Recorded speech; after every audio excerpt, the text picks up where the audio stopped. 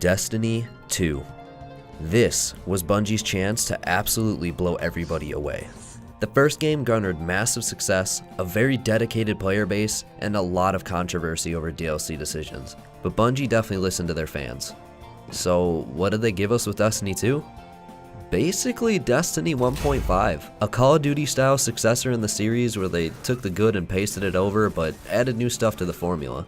So now that Bungie has fixed their servers, and due to time restrictions, we're going to speed through this massive game by splitting the review into segments, starting with Sound.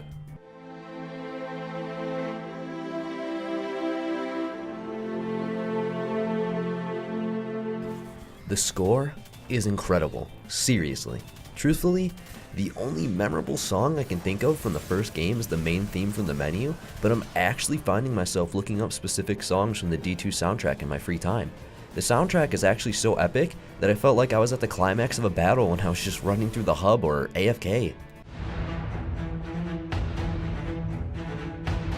Gameplay. Destiny 2 still feels like Destiny 1, but Destiny felt pretty great to begin with. Destiny 2's quests are more unique and interesting than Destiny 1's formula of kill enemies here, kill enemies there.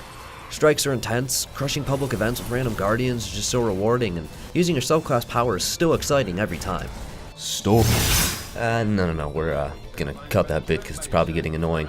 But story, there is one this time around. A cinematic storyline with impressive cutscenes and not just a grimoire. It captured my attention right away with a central, understandable villain. It made me care about the characters. I laughed at jokes. I had eyes glued to the screen at some of the key moments. Oh, and Nathan Fillion just makes the game pretty great as well. Take it easy out there, will you? You're making me look bad. A map that you can understand, the ability to transfer planets without having to go to orbit, multiple public event locations on each world that are always spawning in. The public events in specific make the world feel so alive and filled with action, with everybody working together to achieve a common goal. In fact, Guardians are working together so well that the public events actually drop better loot more often than the Leviathan raid. Bungie, please. I'm no expert on PvP, it's never really been my thing in Destiny as I was always so absorbed by strikes and raids, but it is worth noting that PvP has been updated from 6v6 to 4v4, and Trials with Cyrus are now Trials of the Nine. I can't believe what I'm seeing! So far, strikes have been my favorite part of the game. Each strike is new and fresh, and daily challenges are provided for the strike playlist to further incentivize running them. Overcoming these new challenges, with friends or randoms, is always a rush. Plus, it's just really fun blowing shit up. And don't even get me started on the new raid.